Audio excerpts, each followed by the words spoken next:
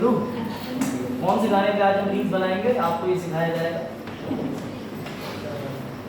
हाँ अब देखो भाई जो लोग आज आए, अरे वाह पूजा आ जाओ, आ जाओ, बहुत बढ़िया, पता चल गया। अरे ताली बजाने वाली क्या बात।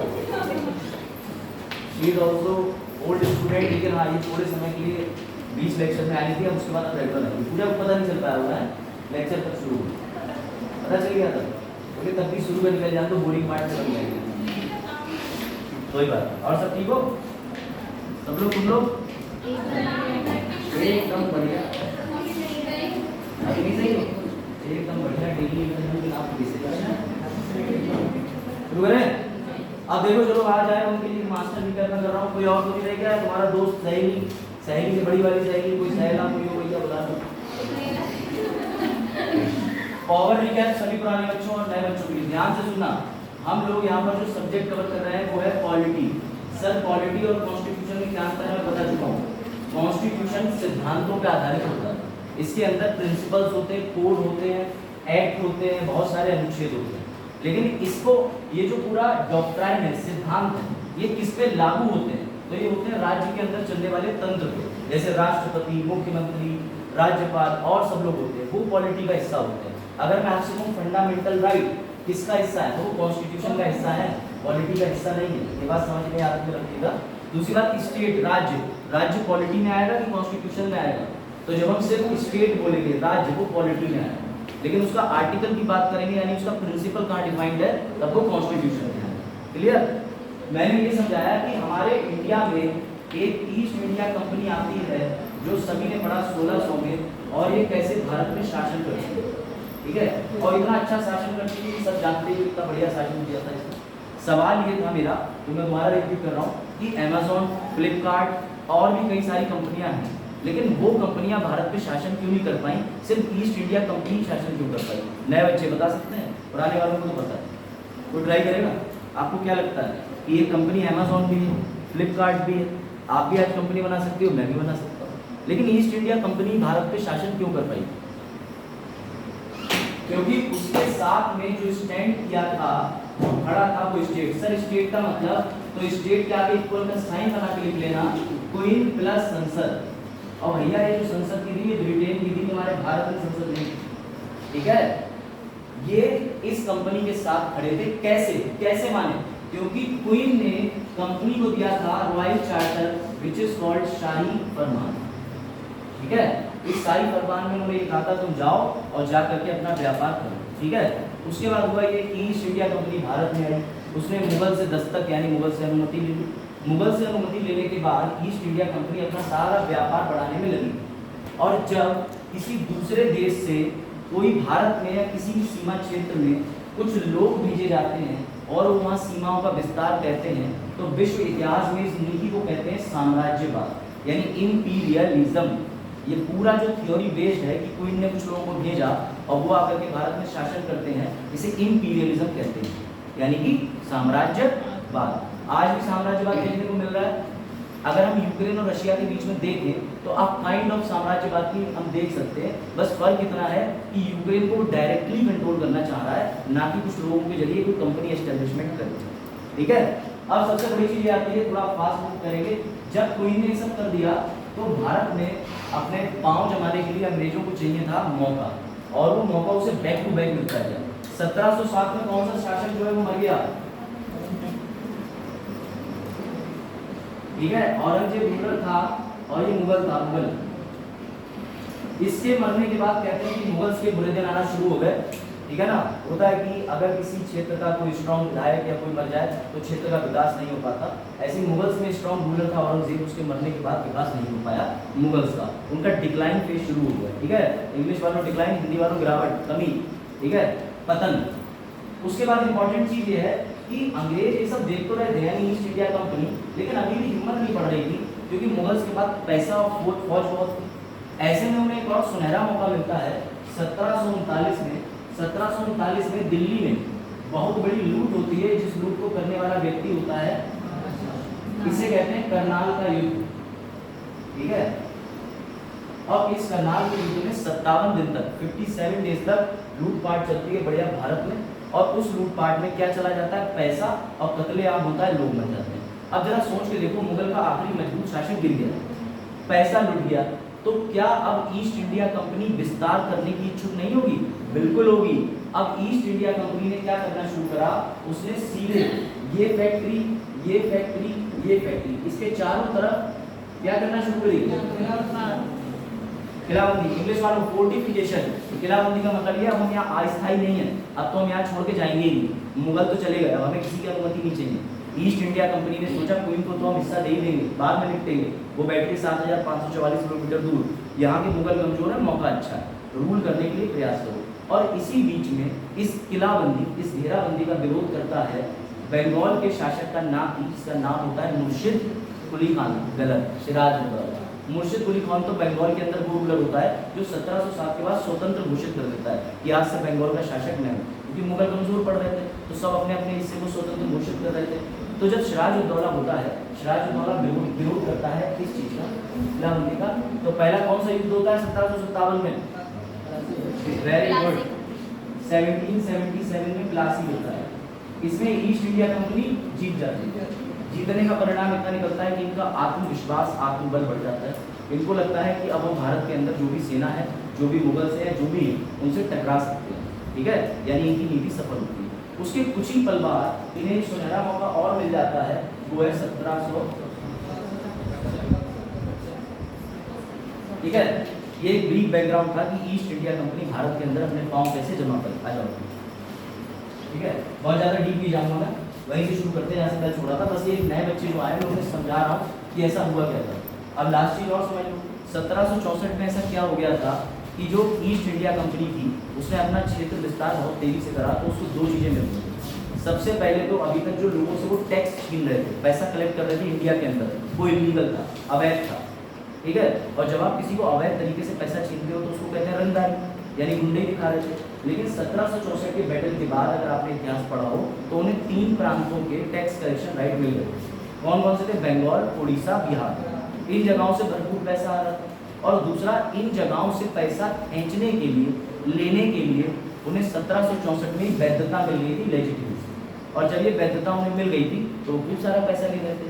तब जाकर के क्वीन का दिमाग जागा 1600 में, और क्वीन ने कहा कि 164 साल हो गए हैं, आज तक कंपनी ने कोई मुनाफा तो भेजा नहीं, तो इसलिए कंपनी से पैसा निकालने के लिए, और कंपनी अपने हिसाब से ना चले, हमारे हिसाब से चले, पास होता है सबसे पहला विनियमन अधिनियम, विच is called regulating act of 1773। उसके बाद जो बच्चे आज नए आए हैं उनके लिए मैं बहुत ज़्यादा रिवीजन नहीं करूँगा। हम लोग 1773 पढ़ के आगे आ चुके हैं 1861 में। आज मैं 1861 से शुरू कर रहा हूँ, और जो भी नए बच्चे आए हैं तो मैं थोड़ा बोर्ड डाउन तो फील होगा, लेकिन मेरी यूट्यूब पे जो अभी तक 4-5 वीडियो पड़ी वो घर जाके देख लेना।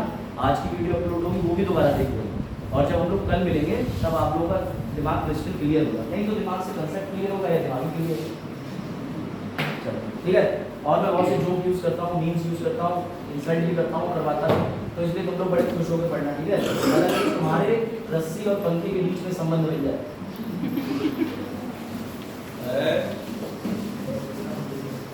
अरुण तो ट्राई कर चुका है पिछले वर्ष, क्यों अरुण? तुम कोचिंग में नए आए तो कहानी सुना रहे थे, सर मैं पंखे रस्सी टूट गई थी और उससे पहले कुछ और भी टूट गया। एक सुंदरी मामला है। हां क्या है? सुंदरी ऐसा तो हुआ। ये वाली बनी ना, अरे नहीं पूजा भी बंद मत करो, है ना वो गवाह, ठीक है। नाउ हम लोग जो यूनिट कंप्लीट करने जा रहे हैं उसका नाम है ऐतिहासिक पृष्ठभूमि। लक्ष्मीकांत का पहला चैप्टर है, ठीक है। आ जाओ बैठिए। इसे इंग्लिश में कहते हैं हिस्टोरिकल अंडरपिनिंग। अब एक ब्रीफ आउटलाइन में फिर से दे दे रहा हूँ आपको। आज हम जो एक्ट कवर करेंगे उसमें सबसे बड़ा चीज आएगी 1861, 1892, ठीक है। इन तीनों को बोला जाता है काउंसिल एक्ट, यानी सर हिंदी में, और एक्ट का मतलब होता है अधिनियम, ठीक है। और कौन से कहाँ के लिए बनाए? इंडिया, तो ये भारतीय, ठीक है। यहाँ तक क्लियर है। अब मैंने आपको एक छोटी सी कल कहानी सुनाई थी, लेकिन मैं आपको आज पूरा डिटेल में नहीं लेके जाऊंगा। आ जाओ आप, आ जाइए, इससे पहले आ चुकी हैं, कल आए थे आप, बैठ जाइए। और नए बच्चे नहीं आ रहे हैं जो पहले दिन आए। शुरू करते हैं। नाउ 1861 से पहले भारत में कौन सी ऐतिहासिक घटना हुई थी? कल हम लोगों ने बहुत डेप्थ में पढ़ी थी, जिसको बोलते हैं 1857 का प्रथम। हम नहीं कह सकते, लेकिन आप कह सकते हो थोड़ी देर के लिए, ठीक है? इसे मैं ये लिख दे रहा हूँ, मंगल पांडे। अब याद आ गया? 1857 में हमने पहला क्रांतिवीर किया था। हालांकि इतिहास जैसे नकारा है, पहला वाला बिल्लौर वाला है जो 1833 के आसपास था, बिल्कुल सही कर रहा है। लेकिन हमें अभी उसके डेप्थ में नहीं जाना, हमें बस इतना समझना है 1861 का नियम बनाने के पीछे 1857 की क्रांति जिम्मेदार थी। मैंने ये बताया कि 1857 की क्रांति जो लड़ी थी वो राजा और रानी वर्ग ने लड़ी थी। लखनऊ से कोई सा राजा था, कानपुर से कोई था, इलाहाबाद से कोई था, बरेली से कोई था, बिहार से कोई था, लड़ा। उसके बाद अंग्रेज एक बात समझ चुके थे कि अगर हमें भारत में रूल करना है, भारत में शासन करना है, तो भारतीयों को लेके चलना पड़ेगा। क्लियर है एकदम? अगर हम भारतीयों को अपने साथ लेके नहीं चलेंगे तो जो इंडिया की प्रजा है ना, वो कंट्रोल नहीं है। दूसरा, 1858 में क्राउन एक्ट आया था, समझते हो? क्राउन एक्ट में ये बात क्लियरली लिख दी गई थी कि हमारी जो सरकार बनेगी भारत के अंदर, उसे बोला जाएगा गुड गवर्नमेंट। और गुड गवर्नमेंट का मतलब अच्छी सरकार नहीं होती, उसका मतलब होता है पीछे सेपरेट करके बैठा दूंगा, एक इधर एक इधर एक इधर, एक कस्तूरी हटे। अब ध्यान से समझो। तो 1857 के युद्ध के बाद में समझ चुके थे कि भैया राजा रानी को लेके चलना है, राजा रानी को साथ में लेके चलने के लिए, और ताकि प्रजा कंट्रोल रहे, अंग्रेजों ने तुम्हारे लिए दिया एक जाल, एक ट्रैप, और उस ट्रैप को तुम लोग 3 अलग अलग अधिनियम में पढ़ते हो। पहला है 1861 यानी 1861।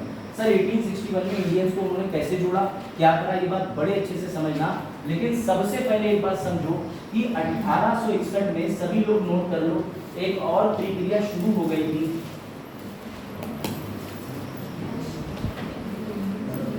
अभी समझाऊंगा।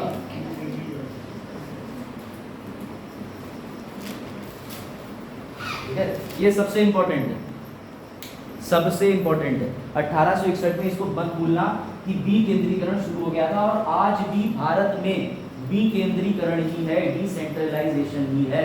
विकेंद्रीकरण क्या होता है मैं भी बताऊंगा, ठीक है? अब ध्यान से समझना, स्टोरी टाइम, ये सब भूल जाओ। सर आपने बताया था 1773 में हमारा ये जो इंडिया है, यहाँ 3 जोन ऑफ पावर थे, यानी शक्तियों के 3 क्षेत्र थे। कौन कौन से 3 क्षेत्र थे? बैठो बैठो। मुंबई में बोल रहा हूँ, समय बॉम्बे बोल रहा हूँ, हालांकि आप मुंबई हो गया। बैठ जाओ, ध्यान से समझना। बॉम्बे, मद्रास को अब चेन्नई बोलते हैं, और बेंगलोर, ठीक है? ध्यान से समझना। जब 1773 में ईस्ट इंडिया कंपनी को नियंत्रण में लेना था, कंट्रोल करना था, तब उन्होंने दिमाग लगाया, और मैं दोनों नीतियों पे बात कर चुका हूँ, जल्दी आ जाता। तब मैं दोनों नीतियों पे बात कर चुका हूँ कि केंद्रीकरण उस समय जरूरत पड़ी थी, इसे भूल जाओ, डिसेंट्रलाइजेशन। 1773 पर वापस आ जाओ। 1773 में इंग्लैंड में बैठी हुई क्वीन को भारत में शासन करना। अब वो अगर अपने यहाँ पर रोज टाइपिंग करवाएगी तो एक पत्र भेजेगी बॉम्बे, एक मद्रास, एक बंगाल। उसने दिमाग लगाया कि क्यों ना मैं बॉम्बे को खत्म कर दूं, मद्रास को खत्म कर दूं, बंगाल तक रखूं, ताकि एक चिट्ठी मुझे यूरोप से भेजनी पड़ेगी और ये एक चिट्ठी पूरे भारत पे लागू हो जाएगी। बात आई समझ में? यानी शक्ति को एक जगह या एक हाथ में या एक जगह कंसंट्रेशन करना, कंट्रोल करना, जमा करना कहलाता है केंद्रीकरण। बात आई समझ? मेरी बात फिर से समझ लो। इसीलिए क्वीन ने सोचा इन दोनों को पूर्णता तो खत्म करना असंभव है, तो क्वीन ने इनके पास 2 तरीके की शक्तियां हुआ करती थी इनके पास। एक थी विधि बनाने की, एक थी कार्यपालिका, एक थी लेजिस्लेटिव पावर, एक थी एग्जीक्यूटिव। Legislative, executive. तो क्वीन ने कहा कि मैं संसद में बैठ के इनके लिए विधि बनाऊंगी, और इनको कमजोर करने का तरीका है कि इनकी विधि बनाने की शक्तियां छीन लो।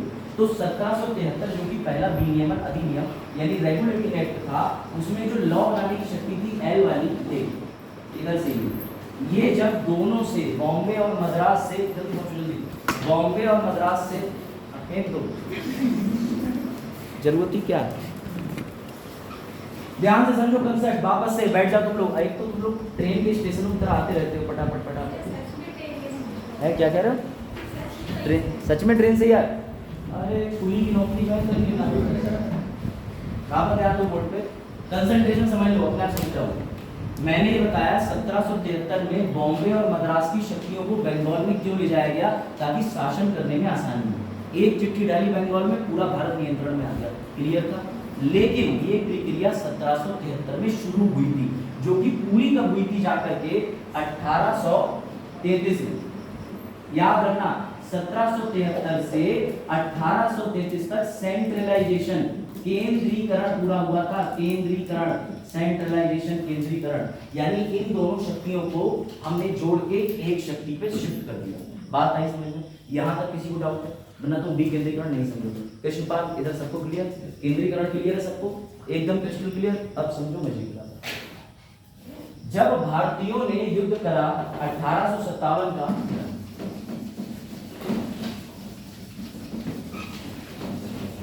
जब भारतीयों ने 1857 करा तो उसके बाद आया क्वीन का अधिनियम 1858, ठीक है।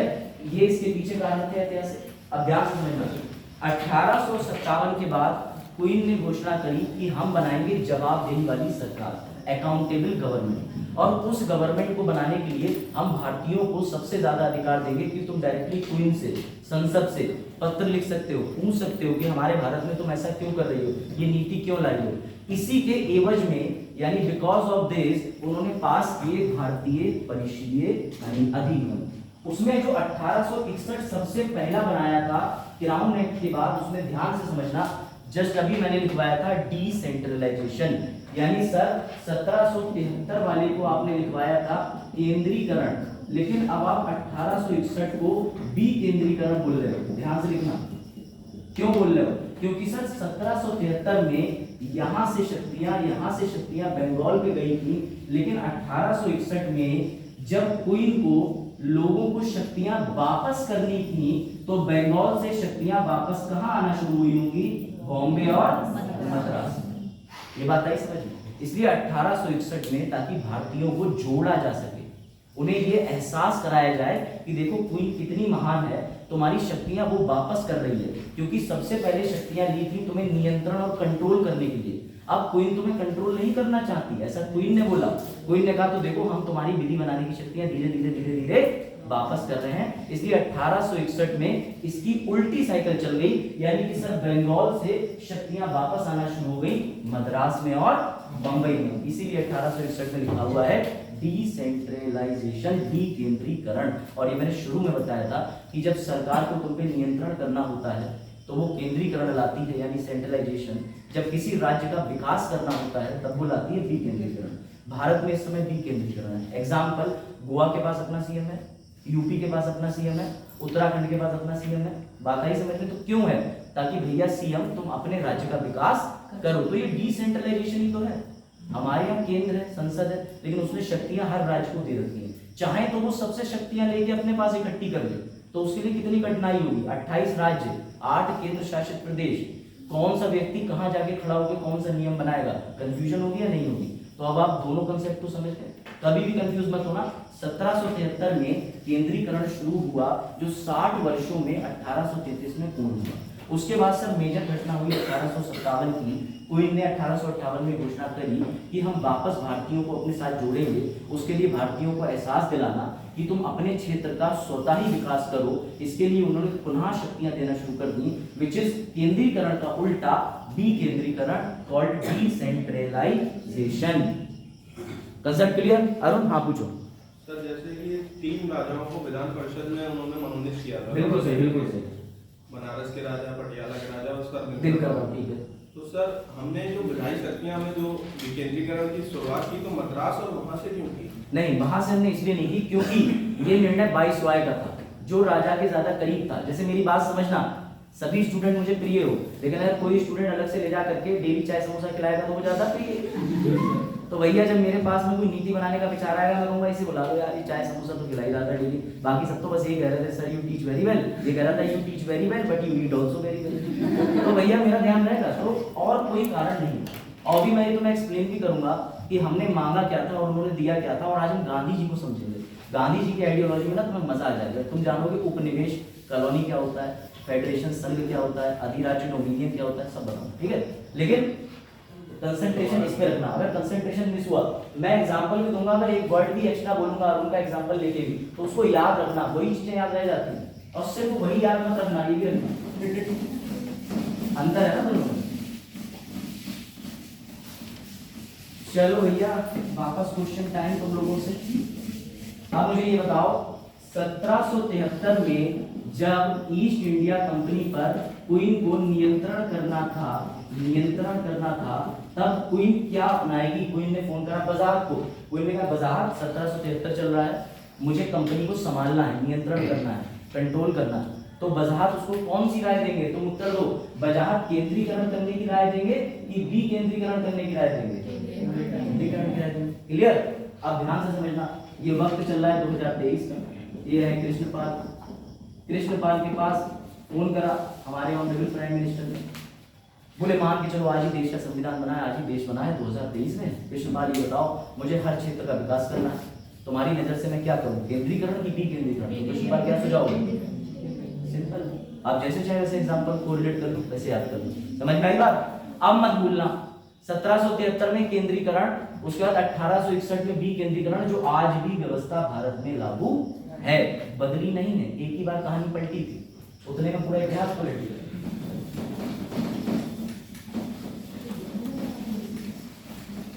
अब आ जाओ 1861 में एक और इंपॉर्टेंट पहलू पे ध्यान से सुनो।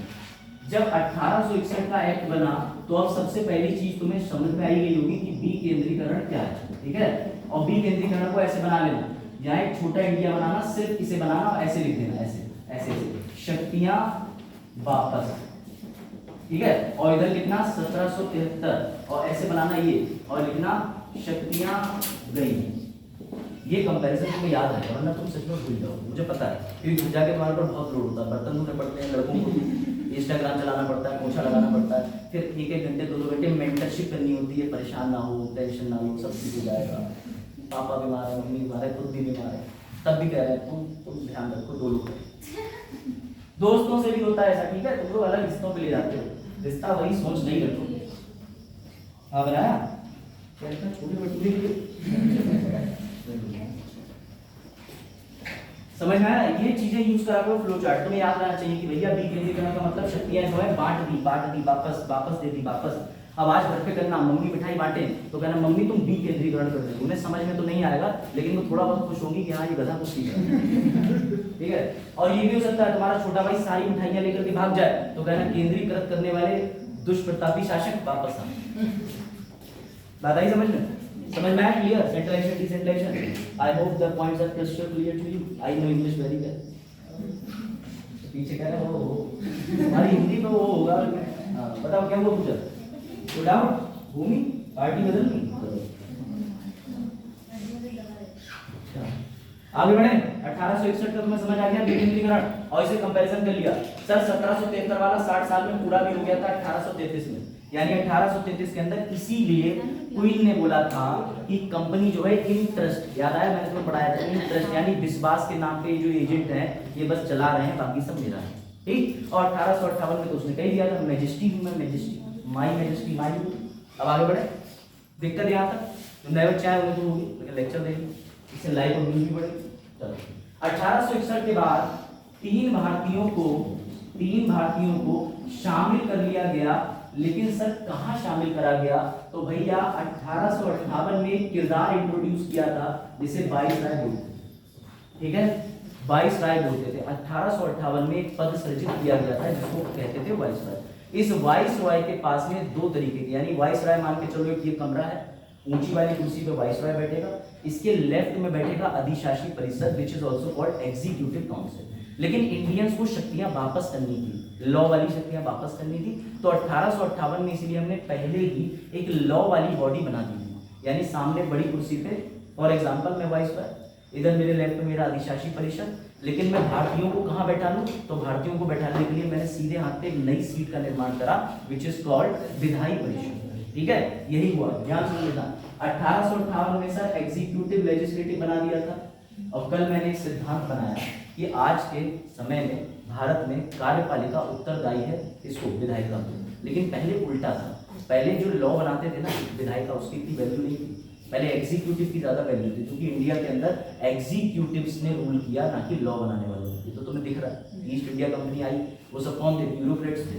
ब्यूरोक्रेट्स आए, उन्होंने शासन करा। तो इंडिया में उल्टा सीन चल रहा था। अभी इस पे डेप्थ में मत जाओ, जब हम संसद पढ़ेंगे तो मैं दोबारा तुम्हें याद कराऊंगा। अभी तुम जो मैं समझाना चाहता हूँ बस वो चीज समझो कि वाइसरॉय के पास ये जो था कार्य शासी परिषद, ठीक है, या कार्यकारी परिषद, ये बहुत मजबूत था, ये बहुत स्ट्रॉन्ग था, ये हमेशा खुश रहता था, ये हमारे पास पैसा ही पैसा सब कुछ है। लेकिन ये जो लेजिस्लेटिव वाला था, ये हमेशा उदास रहता था, क्योंकि इसके पास शक्तियां कम थी। जितने भी भारतीय थे उनके लिए ये दिखाना कि देखो हमने तुम्हारे यहाँ से 3 राजा अपने बराबर पे बैठाए हैं, हमारे साथ डिनर करते हैं, हमारे साथ कुत्ता टहलाने जाते हैं, हमारे साथ बग्गी बैठते हैं, हमारे साथ डांस भी कर लेते हैं, यही सब वाइसरॉय दिखाना चाह रहे थे। इसलिए उन्होंने नीचे वाले सदन में, जो कि उस समय विधायी वाला था, नीचे वाला सदन, वहां 3 भारतीयों की एंट्री कर ली। लेकिन सर क्या ये एंट्री चुनाव से करी थी? नहीं, यहाँ पर वाइसरॉय ने पूरी तरीके से बाइसनेस यानी अपनी मर्जी से चुना था 3 लोगों को। इसका अभी नाम बताया था इधर, राजा ऑफ बनारस, महाराजा ऑफ पटियाला और सर दिनकर राव।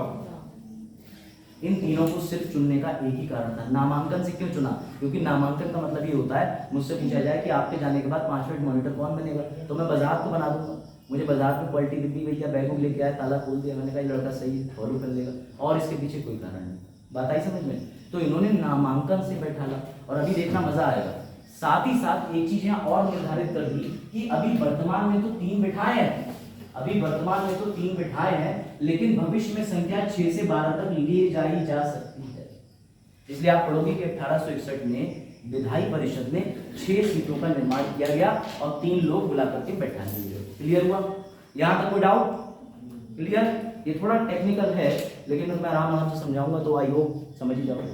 बाजार ये जो 3 राजा बैठाए थे, ये कार्यकारी में बैठाए थे या विधायिका वाले में? वेरी गुड, लॉ में बैठाए थे। लिख दो, लॉ वाले में उस समय क्यों बैठाए थे, जबकि लॉ बनाने की शक्ति तो आज की डेट में बहुत बड़ी है। पहले उल्टा था। शाबाश। यहाँ तक कोई डाउट? लिखते चलना अपनी कॉपी में।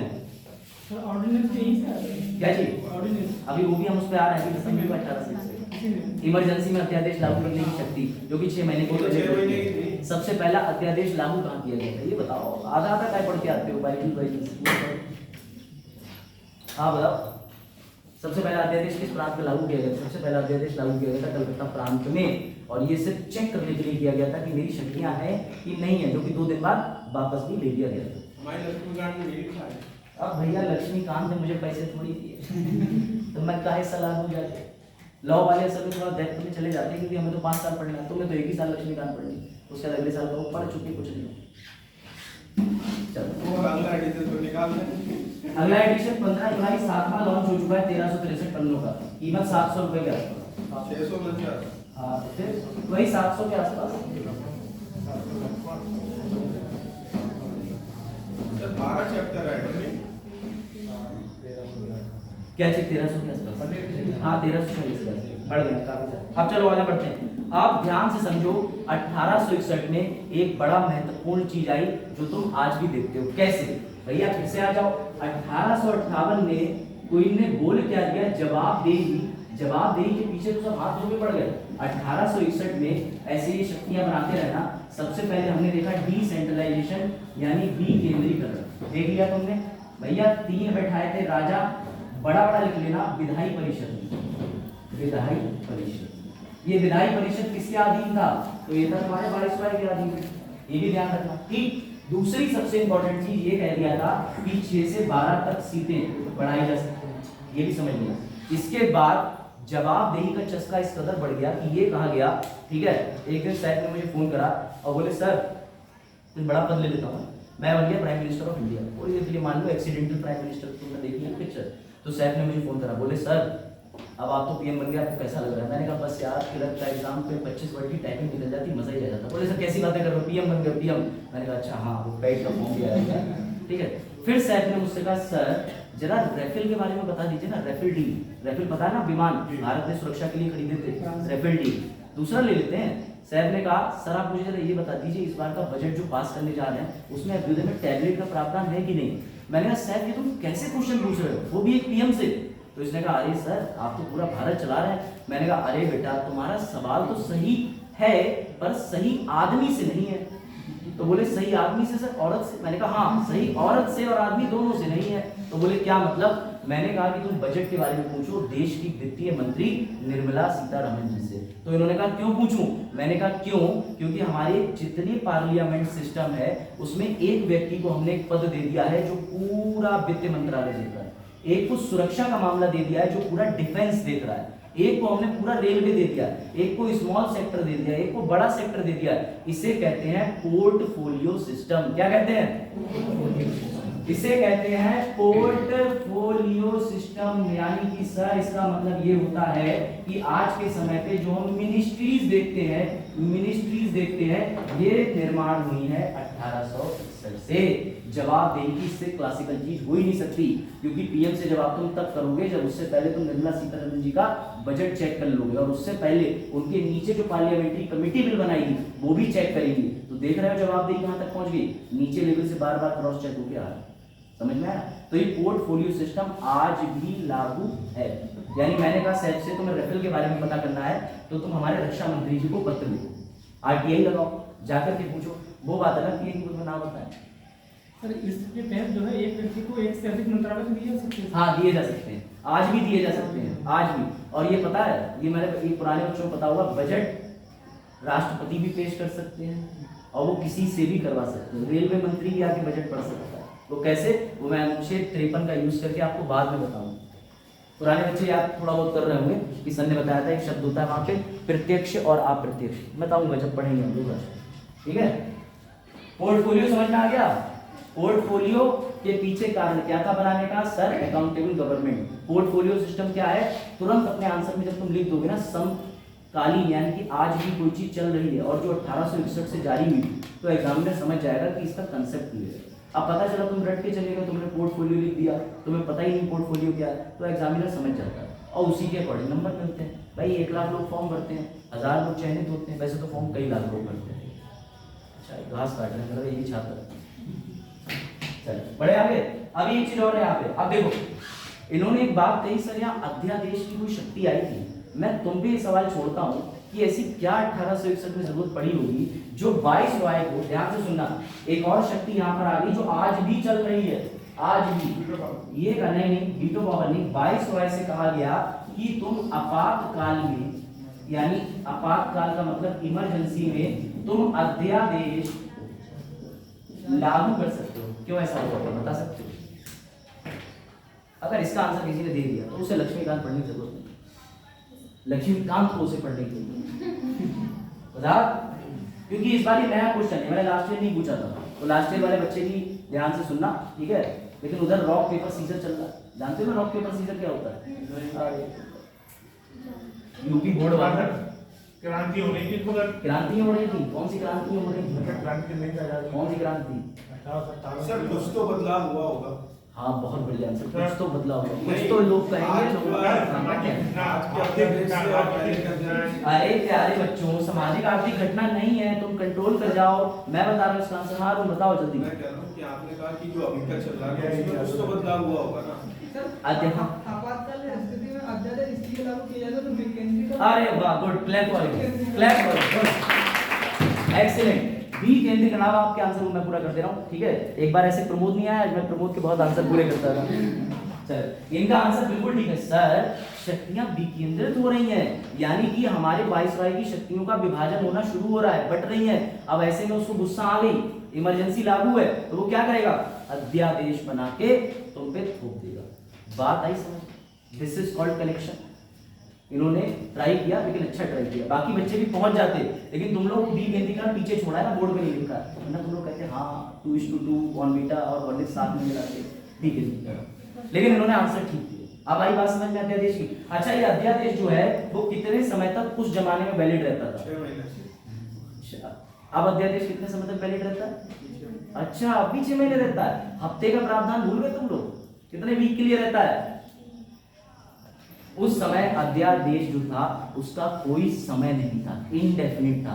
लेकिन आज के समय पे 6 वीक का टाइम पीरियड कर दिया है, और आज भी आपातकाल की स्थिति में या फिर दोनों सदन जो होते हैं वो क्या होते हैं? विघटित होते हैं। भैया नहीं है सेवाओं में, नहीं सेवाएं दे रहे, तब तुम अध्यादेश बनाओगे। लेकिन उसी समय 1861 में ही अध्यादेश क्यों लाया गया? क्योंकि विकेंद्रीकरण शुरू हो गया। और आज भी राष्ट्रपति और गवर्नर के पास ये शक्तियां क्यों है कि भैया सीएम तुम कितने भी मजबूत हो, भैया डीएम तुम कितने भी मजबूत हो, एक गवर्नर साहब अध्यादेश फेंक के मारेंगे मुंह पे, काम हो जाएगा। बात आई समझ में? तो ये तरीका होता है डीएम सेंटर का एम्प्लॉय का, क्या मत देना, नंबर कट जाएंगे तुम्हारे। जो तुम कहना चाह रहे हो उसे अच्छे वर्डों में कहो, सर डीएम को सेंटर से पावर्स मिलती हैं, ऐसे ऐसे बोल दो, कहोगे वहाँ का एजेंट होता है, तो तुम्हें इंटरव्यू में लिखेंगे 0, सीधे सीधे हमारी कमियां बताता है, होता कौन? 2 साल पॉलिटी क्या पढ़ी, समझ आया? यहाँ तक प्रिंसिपल कोई डाउट? Crystal clear? एक एक चीज समझ गए? तो 1861 में तुम्हें मिली डिसेंट्रलाइजेशन यानी विकेंद्रीकरण। मुबारक हो भारतीयों, तुम्हें तुम्हारी विधि बनाने की शक्ति वापस करी जा रही थी, लेकिन अभी भी तुम्हें चुन के लोग नहीं पहुंचाए जा रहे थे, नामांकन से पहुंचाए जा रहे थे, और नामांकन से 3 भारतीय पहुंच गए थे, इनका नाम अमर हो गया। महाराजा राव पटियाला पैक, सबको पता है, फौजी बैकग्राउंड वाले तो अक्सर जानते होंगे। दूसरा सर राव, हाँ, अध्यादेश मतलब ऑर्डिनेंस, इंग्लिश पीपल, अध्यादेश ordinance, set of rules which is conducted during the set of emergency which is called ordinance. चलो ठीक है, इंग्लिश आती है, सेंट्रल एसेस का नाम प्रोसेस करेंगे। कोई है एनालिसिस सर? अब कहाँ होगा? अच्छा 2 आ रहे हैं, फोटो लगवाना, फोटो। चलो आगे बढ़ते हैं, जो बहुत हो गए। वैसे शिशु मंदिर में ही रहा हूँ,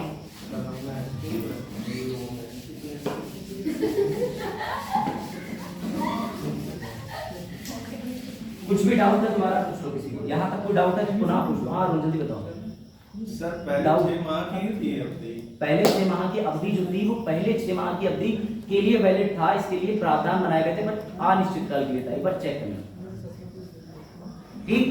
इसे पढ़ना जाके जरूर, हमारी पुस्तक तुम्हारी पुस्तक विधि वास्तु में लिखा है। कौन सी बुक में लिखा है बताओ, क्या लिखा है, पढ़ो। ऐसे अध्यादेश की अवधि मात्र 6 माह की होती थी। इन्होंने 6 माह की अवधि भले ही लेटेस्टली डिफाइन कर दी हुई, बट मेरे पास प्रूफ, और डीडी वास्तु की अच्छी पुस्तक है। अब तुम चाहो तो लक्ष्मीकांत को फॉलो करके 6 महीने लिखा ना, अगर क्वेश्चन आ जाओ बताओ। मैं नहीं लिखूंगा, मैं लिखूंगा पहले इंडेफिनिट थी, अब 6 हफ्ते चल रही है, बीच में 6 महीने के लिए लागू करने की बात हुई, मैं ऐसे लिखूंगा, ठीक है? सर इसमें पोर्टफोलियो के भी 1859 दे रखी है। नहीं, पोर्टफोलियो में 1859 दिया हुआ है, कोई इशू नहीं है, लेकिन लागू 1861 में हुआ था पोर्टफोलियो, ये बात समझिए 100%। और उसको ब्लाइंडली बिल्कुल फॉलो मत करो, क्रॉस चेक करके और कुछ पढ़ा करो। उसमें एक चीज और भी लिखी हुई है जो आगे चल के बड़ा कष्ट देगी। अभी मैं जब फंडामेंटल राइट्स पढ़ाता हूँ तो फंडामेंटल राइट्स में कुछ चीजें जो डिफाइंड है, जैसे आर्टिकल 14, अभी छोड़ो, अगर इस पे जाएंगे नहीं तो फिर आप लोगों का ध्यान यहाँ से हट जाए, इस पे आ जाए वापस, ठीक है? चलो, अब 1861 में ये जो मोटी मोटी चीजें थी ये हो गई। इसके बाद भारत में एक और विरोध देखा गया कि तुम नामांकन तो कर दे रहे हो 3 लोगों को, लेकिन हमें ये नामांकन से संतुष्टि नहीं है, हमें तुम दो इलेक्शन। क्या दो? इलेक्शन। अब देखना 1892 के अंदर ये जो इलेक्शन की मैं बात कर रहा हूँ, ये मांग बड़ी, इसके पीछे भी ऐतिहासिक कारण थे। 1892 से पहले एक पॉलिटिकल पार्टी बनी थी, उसका नाम था INC, इंडियन नेशनल कांग्रेस। किसने बनाई थी? ठीक है, एओ ह्यूम का पूरा नाम यही था। सर ये कौन था? ये खुद ब्रिटिशर था, ICS ऑफिसर था, रिटायर्ड था। इसने कहा कि मैं भारतीयों को ज्ञान दूंगा, ठीक है, या भारतीयों को बताऊंगा कि अपनी मांग कैसे रखो। ये भी कहा जाता है, इतिहासकार कहते हैं कि ये भी क्वीन की एक साजिशी थी, क्वीन ने उनको बांधना चाहा था ताकि वो अपनी मांगों को एक कायदे से रख सकें, क्योंकि वो विद्रोह कर देंगे। अगर उन्हें पॉलिटिकल पार्टी का सपना दिखाया जाएगा तो पॉलिटिकल पार्टी में उलझ के रह जाएंगे, और जब पॉलिटिकल पार्टी बनती है तो उसके अंदर भी वैचारिक मतभेद आता है, जो तुम 1907 के सूरज स्प्लिट में देखो, ये बात क्लियर है। अब ध्यान से सुनना, अरुण फोकस। 1885 में जब इंडियन नेशनल कांग्रेस बनी, इसने 2 काम कर दिए, लोगों में राष्ट्रवाद, ठीक है, यानी देशभक्ति जागृत कर दी, ठीक है। इंडियन नेशनल कांग्रेस सीधे कहता था कि देखो हम हैं इंडियंस, और अगर हम एकजुट हो जाएं तो हम ईस्ट इंडिया कंपनी तो भगा दी जैसे क्वीन ने, ऐसे ही हम क्वीन को भी भगा सकते हैं, लेकिन उसके लिए हमें जरूरी है कि ज्यादा से ज्यादा भारतीय अंग्रेजों के एग्जीक्यूटिव और लेजिस्लेटिव परिषद में जाके बैठे। बस ये लोग इतनी डिमांड करते थे, इसके अलावा इन्हें पता ही नहीं था कि आज़ादी का रोड मैप है क्या। वो अभी गांधी जी की एंट्री होगी तब तुम्हें मजा आएगा, ठीक। तो 1892 में तुम्हें सबसे पहले एक बात जो लिखनी है वो 1885 में कांग्रेस ने नेशनलिज्म मांग बढ़ा दी। उसके बाद दूसरी चीज तुम्हें लिखनी है कि जो संख्या 1861 में 6 से 12 करने की बात करी गई थी वो 1892 में 16 कर दी, ठीक है, ये बात याद रखना। अब सर सबसे इंपॉर्टेंट चीज, जो 3 लोग नामांकित होकर आए थे उनका क्या हुआ? तो वो अपनी यथास्थिति में बने रहे, लेकिन लोगों ने विरोध करा कि तुम अपने मनचाहे तरीके से लोगों को उठा ले रहे हो, ये नामांकन की तरीके गलत हैं। इसलिए पहली बार 1892 में उनका दायरा बढ़ाया गया। अब सिर्फ और सिर्फ राजाओं को नहीं चुना गया, यहाँ पर विश्वविद्यालय, university, tax, municipality, board of control, commerce of chamber, इन सब लोगों को भी शामिल किया गया कि आओ तुम भी अपनी मर्जी से लोगों को नामांकित कर सकते हो। लेकिन चुनाव अभी भी नहीं हुआ। मैं फिर से जो कह रहा हूँ समझो सर, 1861 के अंदर सर इनकी सिफारिशों से किए गए थे या सिफारिश, लेकिन इनकी सिफारिश भी बड़ा कर रही थी। इनकी सिफारिश के बारे में मैं बताता हूँ। मैंने सैफ को एक पेपर दिया, ठीक है, और मैंने सैफ के इस पेपर पे लिख दिया नंबर 1 अभिषेक सर पीएम के लिए टिक मार दी, ठीक। अब मैंने कहा सैफ जाओ वोट डालो। सैफ का वोट मैंने पहले डिफाइन कर दिया, सैफ किसी और का नाम ही नहीं भर सकते। तो ये हो रहा था 1892 में। जो जितने भी लोग थे ना, उनसे कहा गया था board of control, university, trade union, फलाना ढिमाका, जो भी लोग थे उन्हें एक लेटर इशू किया जाता था कि तुम वोट तभी डालोगे जिस पे हम उंगली रखेंगे, जिसको हम बताएंगे। तो काय बात का अप्रत्यक्ष चुनाव, काय बात का नामांकन था ये। अभी इसका भी 1909 तक विरोध होगा, लेकिन 1909 में ऐसी घटना हो जाएगी कि विरोध जो है वो भयानक स्थिति में बदल जाएगा, ठीक है। ये बात समझ में आई? तो सर कहने को 1892 के अंदर, 1892 के अंदर मांग हुई थी कि हमें दे दिए जाएं इलेक्शन, लेकिन तुम्हें बदले में दे दिया, हिंदी में लिख लेना, इंग्लिश में बताऊंगा, अप्रत्यक्ष नामांकन, परोक्ष, यस, इसे बोलते हैं इनडायरेक्ट नॉमिनेशन। कैसे दे दिया? इनडायरेक्ट नॉमिनेशन ऐसे दे दिया कि हमने कह दिया भैया यूनिवर्सिटी, ग्रेजुएट, फलाना ढिमाका, जिसकी इतनी संपत्ति है वो भी आओ, आकर के लोगों को नामांकित करो, लेकिन हम उन्हीं लोगों से नामांकन लेंगे जो हम जिस पे चाहें उसी को चुनने के लिए हमारे साथ होंगे। बस लोगों को दिखाया जा रहा था। अब उस समय मीडिया और यूट्यूब तो था ना, जो भैया लोगों के पास खबरें पहुंच जाती कि ऐसा ऐसा कर रहे हैं, जैसा चल रहा था। और भारत में काले अंग्रेज 1813 से बनी चुके थे, समझ गए ना। शिक्षा ला करके ईसाई बनाना, 1 लाख रुपया देना, उनका कन्वर्शन कराना। तो ऐसे लोग अंग्रेजों के प्रति गुप्तचर बन के सारी जानकारियां देते थे। आपने नाम सुना होगा सिंधिया, ये सब सुना है ना, सिंधिया फैमिली, सिंधिया और होलकर, बिल्कुल सही बताया मैंने। ये लोग अंग्रेजों के साथ थे 1857 में, पता आपको। और आज भी इस बात के लिए उन्हें क्रिटिसाइज किया जाता है। और इनफैक्ट होलकर और सिंधिया का तो ये भी आरोप है कि उन्होंने पता भी दिया था कि कुछ पॉलिटिकल लीडर्स कहाँ छुपे हुए हैं, जाओ जाकर के उन्हें वहां मारो। बात समझे आप? तो इंडियंस की अगर ट्रेटरशिप यानी गद्दारी नहीं होती तो 1857 को जीत ही गए, मतलब भगा चुके थे इंडिया को। खैर वो हमारा पॉइंट नहीं है। दूसरी सबसे इंपॉर्टेंट चीज आ जाओ यहाँ पर। सर दोगलापन तो वैसे ही तो पहले से ही है भारतीयों के अंदर। बात तो सही है। अब दूसरी सबसे इंपॉर्टेंट चीज सुनो सर, 1861 के अंदर जो 3 भारतीय बैठ भी रहे थे ना, उन्होंने किसी प्रकार की सर विधि तो बनाई होगी ना, कोई विधि में भागीदारी नहीं कर रहे, कोई लॉ बना ही नहीं रहे। वाइस रॉय अपने उल्टे हाथ यानी कि एग्जीक्यूटिव कार्यकारी परिषद को बिल देता था, वो साइन करते थे। इस बात का भी विरोध हुआ। जब इस बात का विरोध हुआ तो थोड़ा सा सुधार किया गया और 1892 में तुम्हें शक्ति दे दी गई बजट पर बात करने की, लेकिन पूरक प्रश्न पूछने की आजादी नहीं दी गई। सर पूरक प्रश्न क्या होते हैं? मुझसे पूछा आपका नाम अभिषेक मिश्रा, सर आप कहाँ तक पढ़े हो? अभिषेक मिश्रा। क्या खा के आए हो? अभिषेक मिश्रा। यानी कि तो मुझसे जो भी पूछना है उसका मैं एक ही आंसर दूंगा। तुम सिर्फ ये पूछ सकते हो बजट कितना पास हुआ, लेकिन ये नहीं पूछ सकते हो कि इतना ही क्यों पास हुआ, इससे ज्यादा क्यों नहीं पास हुआ। तो सब कार्यपालिका के प्रश्नों को पूछने की तो अनुमति दी गई। कार्यपालिका पूछेगी क्यों? भारत को पैसा दे रहे भैया, कार्यपालिका पूरी है ब्रिटेन की। तुम जरा दिमाग लगाओ, मैं तुम्हारे से कहूँ यार चाइना में यार अपन पैसा दे देते, तुम कहोगे सर चाइना को काहे? हमारा 1 ट्रिलियन इकोनॉमी का लक्ष्य भूल गए उत्तर प्रदेश का, कहोगे ना।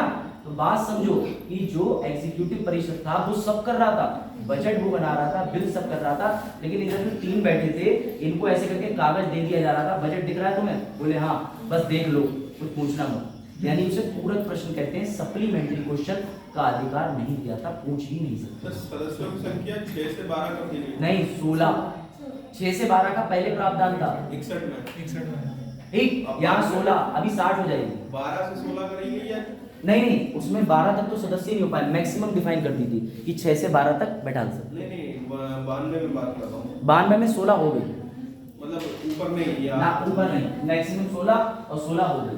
बात आई समझ में थोड़ी बहुत।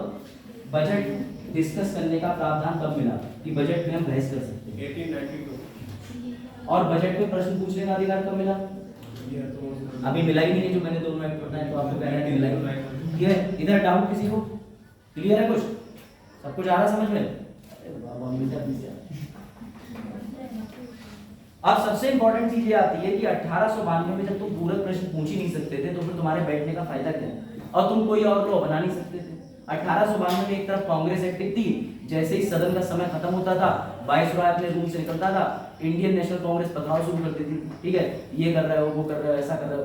मामला इतना बढ़ चुका था कि अंग्रेजों ने डिवाइड एंड रूल यानी कि फूट करो राजनीति डालो के सिद्धांत पे काम करना शुरू कर दिया।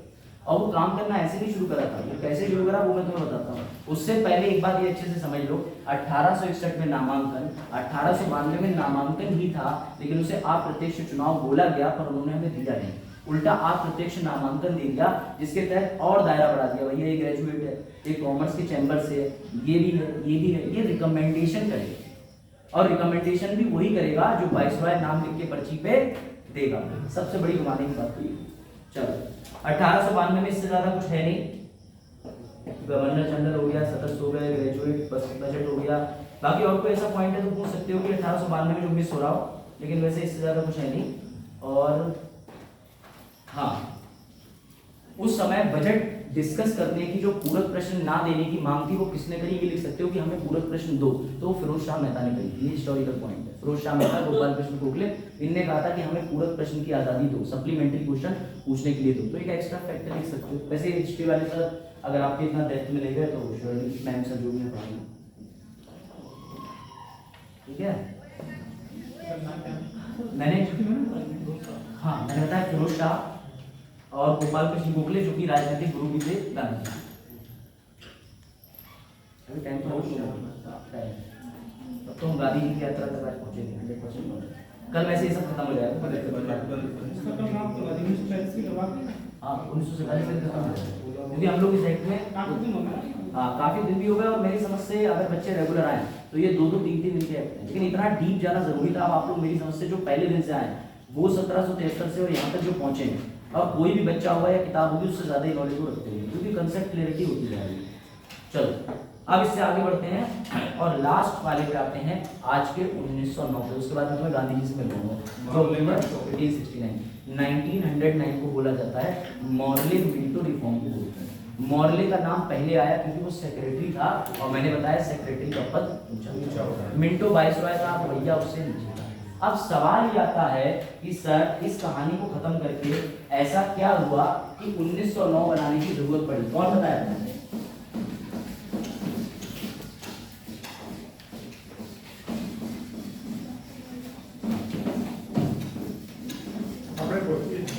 बात तो सही है, कपड़ा रखा है पड़ा है गीला है।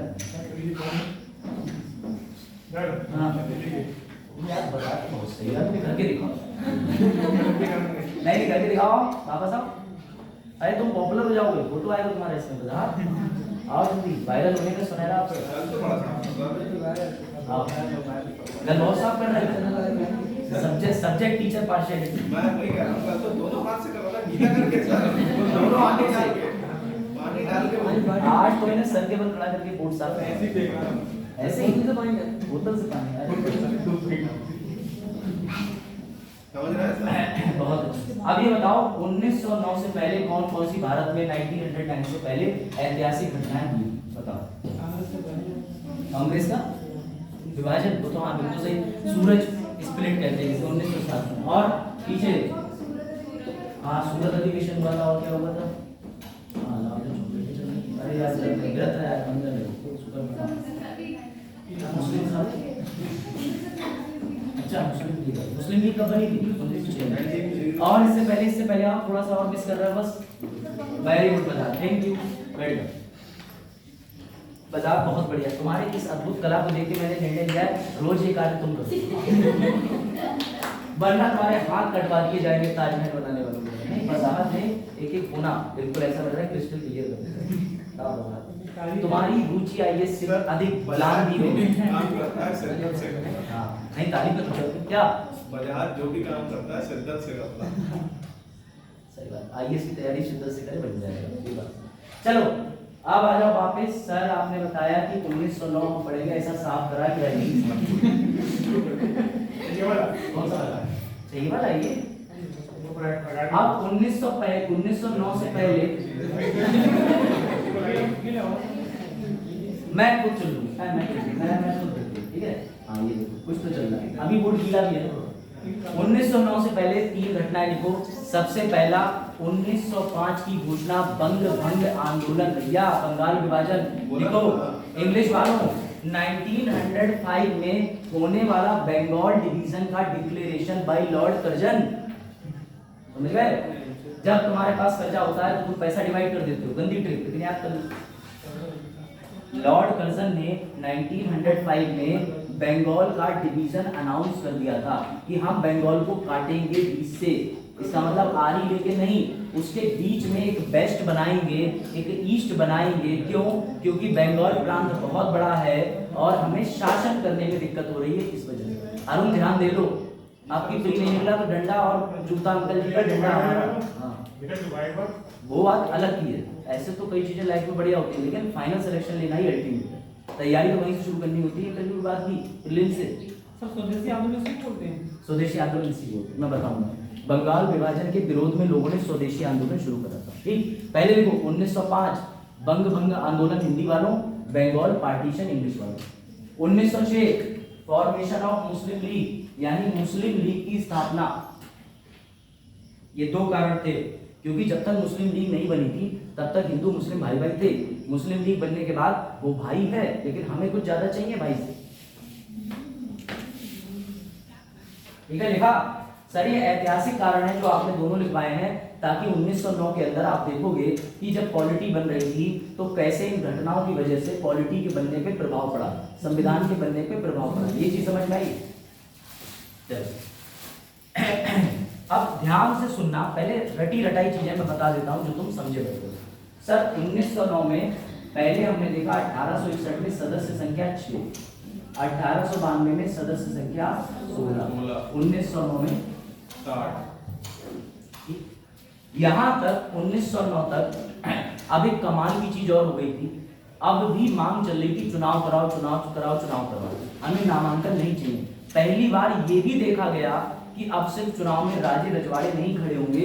अब जो लोग ने वोट कर रहे थे यूनिवर्सिटी से, नगर निकाय से, चैम्बर ऑफ कॉमर्स से, अलग अलग यूनियन से, वो सब चुनाव में खड़े भी हो सकते हैं।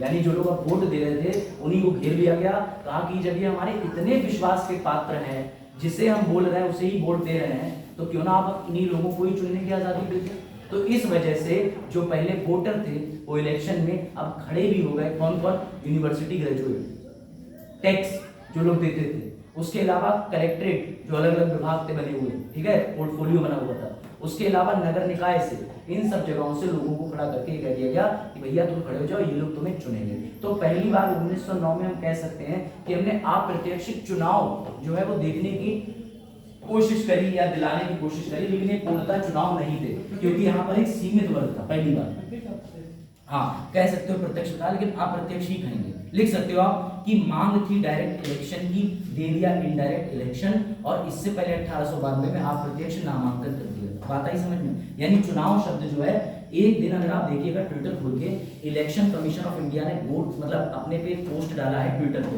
और लिखा है कि 1909 के आसपास पूरे भारत में सिर्फ और सिर्फ 1% वोटर थे पूरे भारत में। यानी उतने ही लोग आ रहे थे। अंग्रेजों ने ऐसे नियम बनाए थे, महिलाएं जो टैक्स दे रही हैं, लड़के जो ग्रेजुएटेड टैक्स पे करते हैं, सिर्फ उन्हीं के लिए। यानी हमारे पास एडल्ट फ्रेंचाइजी थी ही नहीं। एडल्ट फ्रेंचाइजी का मतलब वयस्क मताधिकार। सर उस समय हमारे भारतीय इतने पढ़े लिखे भी तो नहीं थे। बात आपकी ठीक है, लेकिन वोट देने पे पढ़ाई लिखाई का क्या मतलब? जब तुम ऐसे व्यक्ति लोगों को ऐसी शब्द लगा दी तो उसमें तो फिर हमारी भागीदारी ना होना एक मात्र तो मैं यही तो बोल रहा हूँ, मेरी बात मुझे समझा कह रहे हो। वाह इससे पता चलता है कि सर पढ़ा रहे हैं तो भी सोच रहे हो, सर ने पढ़ाना बंद कर दिया तो भी सोच रहे हो। वाह। लेकिन आंसर यही जो मैंने बताया अभी, सिंपल सी बात थी कि भागीदारी दिखाई गई थी, कोई एक्टिव पार्टिसिपेशन जैसी चीज नहीं थी। हाँ, अब आगे बढ़े। वजाहत कोई दिक्कत, यहाँ तक कोई समस्या? अब बहुत इंटरेस्टिंग चीज आ रही है, तुम्हारे सामने एक कैरेक्टर का परिचय हो रहा है। गांधी जी तक अभी नहीं पहुंचे, अब मैं तुम्हें मिलवाता हूँ एक ऐसे व्यक्ति से जिसको तुम वैसे भूल जाओगे लेकिन अभी याद रखोगे। मैंने तुम्हें एक बात ये बताई कि भैया वाइसरॉय जो था 1858 में उसका पद सृजित किया, तो उसके साथ अधिशासी और लेजिस्लेटिव विधायक। अब ध्यान से सुनना, जितने भी भारतीय थे वो कहाँ बैठ रहे थे? जितने भी भारतीय थे वो कौन से सदन में बैठ रहे थे? विधायी। अब कमाल की बात ये सोचो, अगर धोखे से, भारतीय इंटेलिजेंट तो होते ही हैं, भारतीयों ने दिमाग लगाया यार हमारे पास शक्तियां कम है क्योंकि हम इसमें हैं, कैसा हो अगर कोई भारतीय इससे इसमें पहुंच जाए, अगर कैसा हो कोई भारतीय लेजिस्लेटिव की जगह एग्जीक्यूटिव में पहुंच जाए जहां सच में शक्तियां होती हैं, जहां सच में शक्तियां मिलती हैं, तो अंग्रेजों की तो रात की नींद उड़ जाएगी यार ये भारतीय बैठा हुआ है, ये तो सब पढ़ रहा है, सब देख रहा है। ऐसा ही काम करा one of the intelligent Satyendra Nath Sinha ने। वो पहले ऐसे व्यक्ति बने जो 1909 में कार्यकारी परिषद में जाके घुस गए, विधायी परिषद से। ये इंटरेस्टिंग चीज हुई। और जब ये इसमें पहुंचे तो उसके बाद इन्होंने सच में जाकर के एक्टिव पार्टिसिपेशन दिखाया, बहुत सी चीजों को चुनौतियां दी, और उस समय इंडियन नेशनल कांग्रेस को ये अवेयर भी करते रहे कि देखो तुम जो मांग कर रहे हो ना वो गलत कर रहे हो। वहां जो बिल पे डिस्कशन होता है वो कुछ और चीज पे होता है, तुम मांग कुछ और करो। तुम कह रहे हो हमें समानता दे दो, वो कह रहे हैं इनका अधिकार खत्म कर दो, तो तुम्हें मांगना क्या है? ये सत्येंद्र नाथ सिन्हा ने अवेयर करा। क्यों? सत्येंद्र नाथ सिन्हा पहले ऐसे भारतीय थे जो कार्यकारी परिषद में पहुंचे। ये बात आई क्लियर? कौन सा डिपार्टमेंट होगा? इन्हें डिपार्टमेंट कोई नहीं मिला, विधि बनाना, इन्हें विधि बनाने का कुछ नहीं मिला। पहुंचे कैसे थे? वही जो इलेक्शन की मैंने बात करी ना, इस इलेक्शन के जरिए यूनिवर्सिटी और तमाम रास्ते खुल गए थे, धोखेधारी में भी खड़े हुए भी पहुंच गए। हालांकि इनको वाइसरॉय ने नॉमिनेट भी किया था विधि वाले के लिए, लेकिन ये नॉमिनेशन को ठुकरा के चले गए। इन्होंने कहते नहीं चाहिए नॉमिनेशन, मेरे भारतीय मुझे जहाँ पहुंचाएंगे पहुंच जाऊंगा। कौन? सांप्रदायिक निर्वाचन के यही से है ना, 1900 किस चीज के लिए सांप्रदायिक वाला? निर्वाचन वो भी बताऊंगा। कम्युनल इलेक्टोरेट जिसमें हिंदू मुसलमान अलग कर दिए, हाँ वो सब है, अभी खत्म नहीं हुआ उनसे। सर इसमें तो प्रत्यक्ष निर्वाचन कर दिया गया था कि मुस्लिमों को केवल मुस्लिम ही वोट कर सकते हैं। हाँ वही कम्युनल इलेक्टोरेट वो बोल रहे हैं। मैं भी पढ़ाऊंगा, मैं मुझे मौका मैं भी पढ़ाऊंगा, मैं सीख के आया, मेरे माँ बाप ने पैसा लगाया, सही है। चलो उसके बाद सबसे इंपॉर्टेंट चीज ये हो गई, सर 1909 के अंदर अब दिमाग लगाओ, अब तक सिर्फ बजट के ऊपर तुम्हें फोटोकॉपी की जाती है। देखो अब जब तुम्हारे सत्येंद्र नाथ सिन्हा बैठ गए हैं तो ये तो घबरा गए ना, इन लोगों के साथ ये हो गया यार, हमारे साथ ये क्या हो गया, ठीक है। इधर Indians were very happy, Indians were very happy, क्योंकि इंडियंस वर वेरी हैप्पी कि भैया सत्येंद्र नाथ सिन्हा पहुंच गए। तो दिखाने के लिए कि हम तो हमेशा से तुम्हारे साथ हैं, अंग्रेजों ने बजट पर पूरा प्रश्न खोल दिए, यानी सप्लीमेंट्री क्वेश्चन 1909 में ओपन कर दिए कि अब तुम बजट पे कुछ भी पूछो, पैसा चाहिए पैसा, पैसा बढ़ाओ। सर हमारे बजट में पेंसिल का नहीं दिया प्रावधान, पेन का नहीं दिया, टैबलेट का नहीं दिया, अब विद्युत योजना के सेंटर कम है, सर सीटें नहीं है, झाड़ू नहीं लगती। अरे ये तो शिकायतें होंगी। मैं तुम्हें बता रहा हूँ, मैं विभाग से बहुत खुश हूँ, इससे अच्छा विभाग नहीं है। हाँ कस्तूरी मेरा जैसी अद्भुत हिमालय की सौंदर्यता से परिचय होता है। कुछ बच्चों ने कस्तूरी हो सकता है अपने बैग में रख के घर भी ले जाए और खिलाई। हाँ कस्तूरी मतलब यार कुत्ता चढ़ गया था सीट पे, कल को गिरा गया था, शिट अंग्रेजी वालों समझो बड़े खुश हो रहे हैं, कस्तूरी भी आती है पहली बार वाले, कस्तूरी मेरा दिखेंगे यहाँ जंगल। समझ गए थे कस्तूरी? वो तो जानू कह रहा है। अच्छा देखा था, ये बात आई समझ में। अब देखो मैंने तुम्हें क्यों लिखवाया कि 1906 में मुस्लिम लीग बनी, क्यों लिखवाया? दिमाग लगा, मुझे क्या जा रहा था डिस्कस देता, इसीलिए क्योंकि जब मुस्लिम लीग बनी तो मुस्लिम लीग बनने के साथ ही मुस्लिम ने कुछ भी ना जान पाए हो, लेकिन उनके बीच में एक चीज समझा दी गई कि देखो तुम हो कम माइनॉरिटी में, और अगर भारत आजाद भी हो गया ना तो तुम्हारा होगा शोषण, इसीलिए तुम एक काम करो, अभी से तुम एका स्थापित करो। और मुस्लिम लीग ने कहा कि तुम अंग्रेजों से अलग तौर पर मिलते रहो, और यकीन मानिएगा कि कई अंग्रेज लीडर देहरादून में डलहौजी से मिलने भी गए थे पीठ पीछे कि हमें बचा लो, हमें अपने संरक्षण में ले लो। तो इसीलिए अंग्रेज इस बात को जान चुके थे और उन्होंने यहाँ से बीज बोना शुरू करे। शब्द याद रखना, बीज, क्योंकि अभी ये बीज आजादी के समय पेड़ बनेगा 47 में, जब 3 जून 1947 को माउंटबेटन आएगा और कहेगा ये तुम्हारा हिंदुस्तान, ये तुम्हारा पाकिस्तान। तो बीज यहीं बोया गया 1909 में, और 1909 में पहली बार उन लोगों ने दिमाग से कह दिया तुम्हें इलेक्शन चाहिए, इलेक्शन हम देंगे, 1909 में इलेक्शन हम देंगे, लेकिन इलेक्शन की शर्त है। बोले क्या? मुस्लिम प्रांत से मुस्लिम कैंडिडेट खड़ा होगा और उसको वोट भी सिर्फ मुस्लिम देंगे। This is called communal electorate. बात आई समझ में? This is called communal electorate. लिखो, शकल तो देखो, पता है, स्मार्ट है। हाँ, बस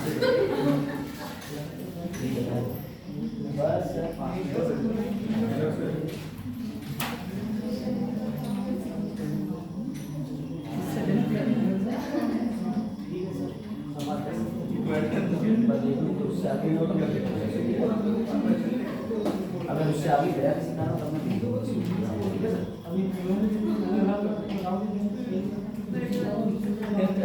मत दीजिए, चलिए ठीक है। हाँ भाई, यहाँ तक क्लियर? सर ये रेंडी मैक्सिमम लॉ यही था संप्रदाय के ना मैकॉले नहीं था। मैक्सिमम लॉ ऐसा रेंडी मैक्सिमम लॉ। तो आप जो आप नाम लेना चाह रहे हैं ना, वो नाम आपको बिल्कुल ठीक लिया है। फिलहाल इसी में पहली बार एक व्यक्ति आया था जिसके बारे में कहना चाह रहे हैं, मैं लिख के लाया हूं उसका नाम, ठीक है। वैसे मिंटो को कहा जाता है फादर ऑफ कम्युनल इलेक्टोरेट, की सबसे पहली बार तो लॉर्ड मिंटो को सांप्रदायिक निर्वाचन के रूप में जाना जाता है। मैंने यही बोला, इंच भर भी डिफरेंस नहीं। बात आई समझ में? तो इसका मतलब तुम्हें याद रखना है कि बंगाल का विभाजन करके अंग्रेजों ने तुम पे नियंत्रण करने की कोशिश करी। कैसे करी? वो समझ गए थे कि बंगाल का विभाजन कर दो, और वहां पे भी राजनीति थी। असल में वो हिंदू और मुस्लिमों का विभाजन कर रहे थे कि बंगाल के एक तरफ भेज दो सब मुस्लिमों को, और एक तरफ भेज दो अरुण और उसकी टीम को दांत दिखा रहे हैं सब। तुम लोग ध्यान भी नहीं दे रहे वोट में। तो बात आई समझ में? एक तरफ बंगाल जो विभाजन था 1905 में, उसमें कर्जन ने बोला कि कारण है प्रशासनिक, परंतु कारण प्रशासनिक नहीं थे, कारण थे हिंदू और मुस्लिम में तनाव पैदा करना। और इसी की तरफ 1906 हो ही गया था। 1906 में मुस्लिम लीग मांग करने पहुंच गई, भैया कि हम तो देखो माइनॉरिटी में है, तुम चुनाव बनाने की बात कर रहे हो, हमारा क्या होगा। और इसी बात का फायदा अंग्रेजों ने उठाया, और मुबारक हो तुम्हें मिल गया हिंदू मुसलमान के बीच युद्ध का एक बीज, जिसे 1909 में कहते हैं कम्युनल इलेक्टोरेट। 1885 में कांग्रेस बना था, उस समय हिंदू मुस्लिम के बड़े बड़े नेता थे, एक ही में थे, सब एक ही में थे, सब एक ही में थे। अंग्रेजों ने इसकी ताकत सर यही देख के उनकी मतलब हाँ, तनाव आ गया। को कम करने के लिए उन्होंने बंगाल में कर दिया। वो भी करते थे, नाम भी प्रशासनिक प्रशासनिक। था, तुम्हें धार्मिक। तो जिसने थोड़ा इतिहास पढ़ा है ना वो कनेक्ट कर जाएगा, क्योंकि मैंने पूरा पढ़ा। तुम लोग थोड़ा ही पढ़ के आओगे तभी